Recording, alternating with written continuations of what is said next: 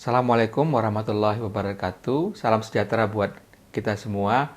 Pada kesempatan kali ini kita akan melanjutkan pembahasan yang kita diskusikan sebelumnya mengenai diabetes mellitus tipe 2 dan gagal jantung. Pada pertemuan yang sebelumnya kita membahas tentang epidemiologi dan patomekanisme serta patofisiologi, maka pada bagian ini kita akan membahas mengenai penapisan, pencegahan, serta tata laksana diabetes mellitus dan gagal jantung.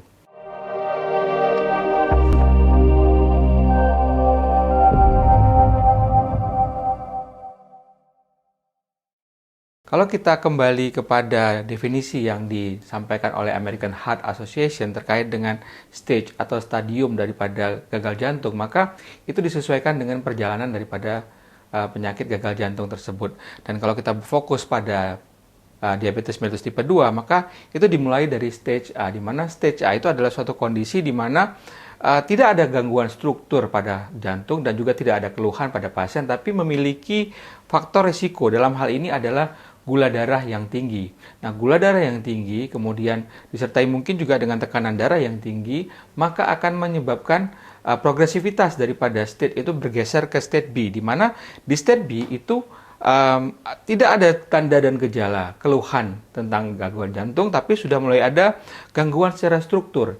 Jadi sudah ada cardiac remodeling, sudah ada left ventricular hypertrophy, sudah ada disfungsi diastolik, ada chronic myocardial injury, ada upregulation daripada neurohormonal stress, yang kemudian kalau tidak ditangani, tidak dilakukan penata laksana yang cukup baik, maka akan bergeser ke stage C, di mana stage C itu secara struktur sudah ada gangguan dan sudah mulai ada keluhan. Jadi pasien sudah mulai ada keluhan terkait dengan gagal jantung. Jadi kita sebut sebagai clinically overt heart failure. Sudah ada sesak, sudah ada bengkak pada kaki dan semua hal-hal yang lain yang mungkin bisa kita masukkan ke dalam Framingham classification untuk heart failure-nya.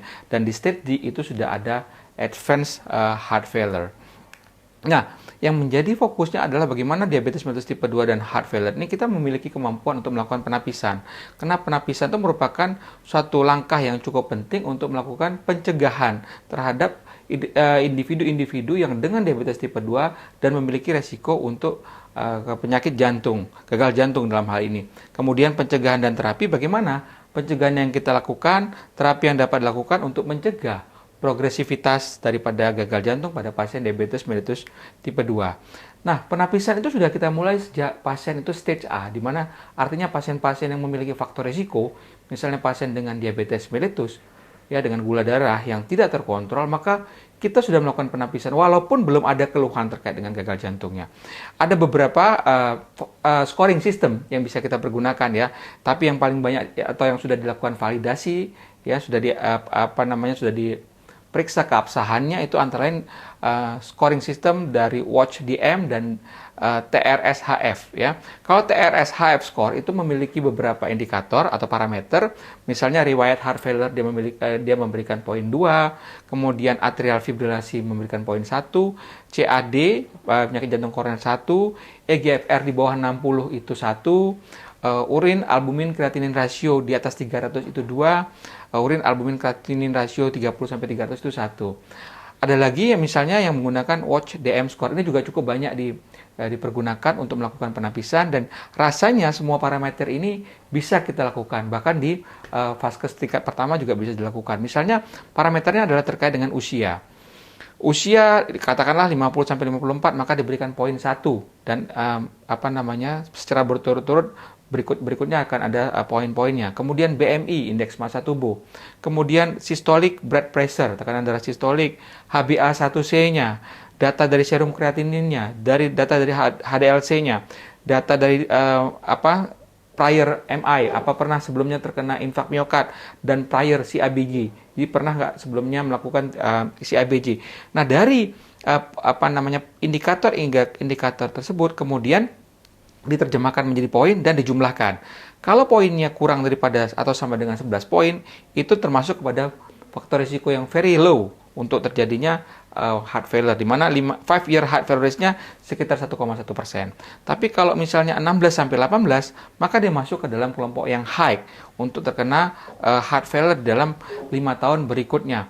Nah, dari sistem penapisan tersebut, maka kita bisa mengklasifikasi ya, apakah pasien diabetes mellitus tipe 2 kita yang walaupun belum ada keluhan, masuk ke dalam faktor risiko yang tinggi atau faktor risiko yang low atau intermediate, rendah atau menengah. Di mana kita bisa melanjutkan lagi ke dalam pemeriksaan yang kita sebut sebagai biomarker testing. Karena tadi pada kondisi yang sudah ada gangguan struktur, itu sudah ada gangguan daripada biomarkernya. Apa yang bisa kita kerjakan di situ? Nah, ada beberapa yang bisa kita periksa. Yang pertama adalah terkait dengan pemeriksaan brain natriuretic peptide, NT-proBNP, di mana kalau NT-proBNP lebih atau sama dengan 50, itu kita bisa pertimbangkan dengan ekokardiografi untuk pemeriksaan selanjutnya. Atau high sensitive cardiac troponin, itu juga bisa kita lakukan, kita disarankan di sini untuk melakukan pemeriksaan secara annual atau per tahun ya.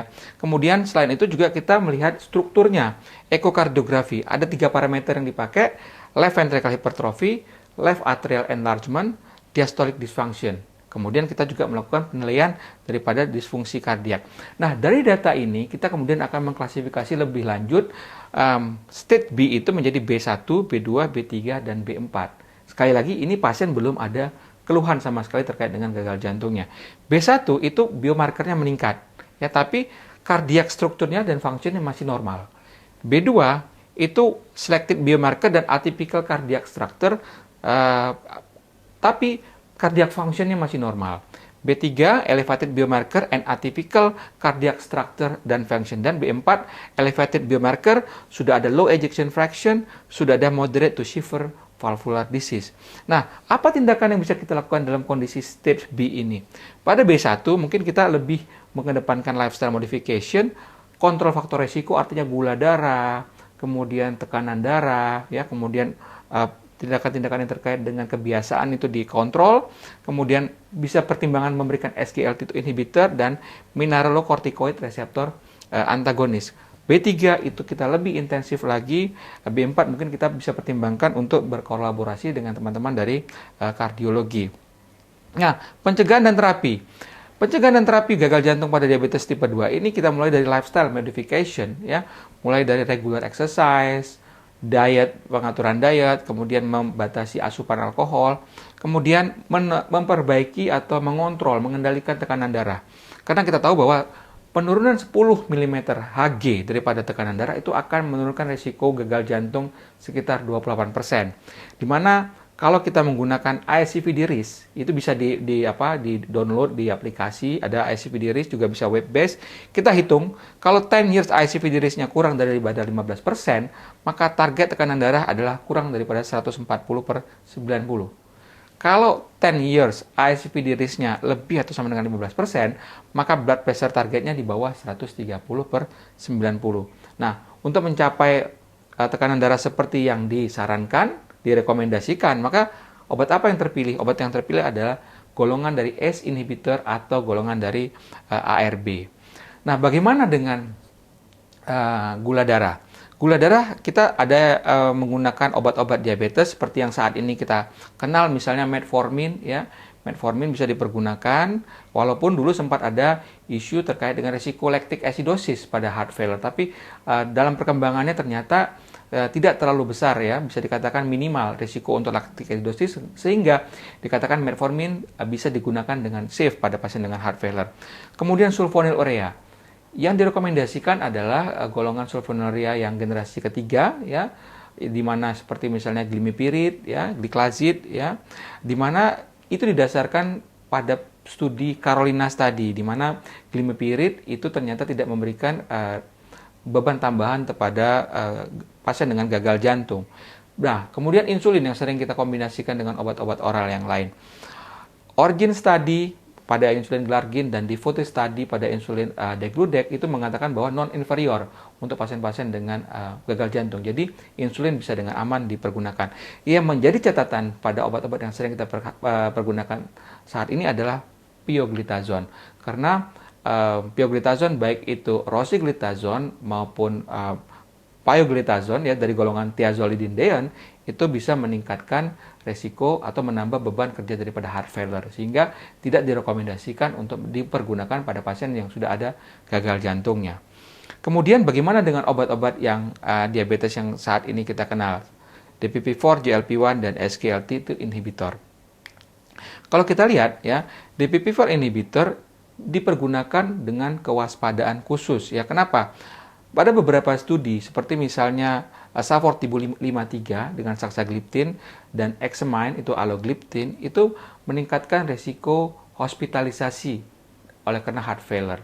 Ya, tapi memang tidak kelas efek oleh karena penelitian TECOS untuk sitagliptin dan Carolina untuk linagliptin itu tidak seperti penelitian pada saxagliptin dan alogliptin, jadi tidak menambah risiko untuk heart failure pada pasien-pasien dengan diabetes tipe 2, sehingga menjadi catatan di sini adalah penggunaan DPP-4 harus digunakan dengan kewaspadaan khusus, terutama dengan saxagliptin dan alogliptin.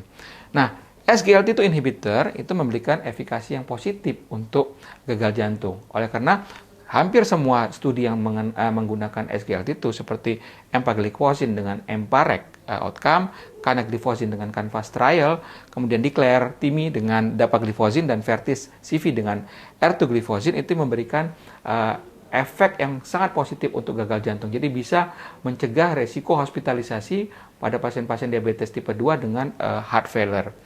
Kemudian GLP-1 bagaimana? GLP-1 ini lebih menekankan resiko major adverse cardiovascular event. Dalam hal ini adalah infark miokard ya, dengan penggunaan GLP-1 seperti semaglutide atau liraglutide. Tapi tidak terlalu berimpact ya dengan heart failure.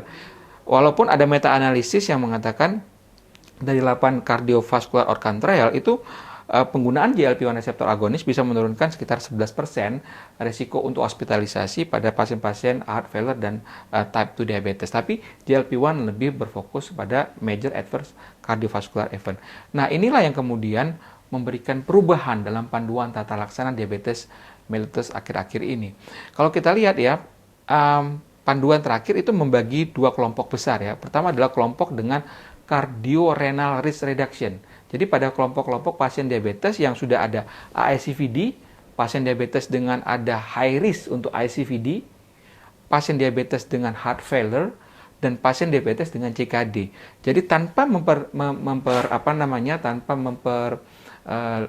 mempertimbangkan obat-obat diabetes yang sudah didapat sebelumnya, maka dipertimbangkan untuk menambahkan obat-obat yang memberikan efek tambahan, efek positif untuk ICVD, heart failure, dan CKD. Nah, kelompok yang berikutnya ini memang yang di sebelah kanan saya ini memang yang difokuskan untuk kendali gula darah dan berat badan. Kita akan berfokus pada kelompok yang pertama ini, pada pasien yang sudah ada gangguan ASCVD, ada pasien dengan high risk dan pasien heart failure dan CKD. Lebih fokus lagi kita pasien yang sudah ada heart failure.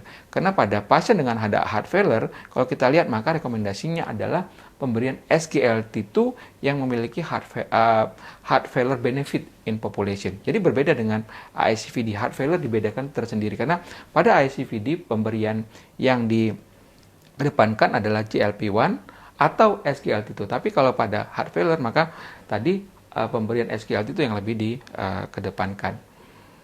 Mungkin itu yang bisa kami sampaikan pada kesempatan kali ini. Mudah-mudahan ini bisa memberikan manfaat, memberikan update mengenai tata laksana diabetes mellitus dan gagal jantung. Dan jangan lupa untuk selalu mengikuti update-update kami baik di Instagram Endometa Indonesia dan juga di YouTube channel kami Endocrine Metabolic Indonesia.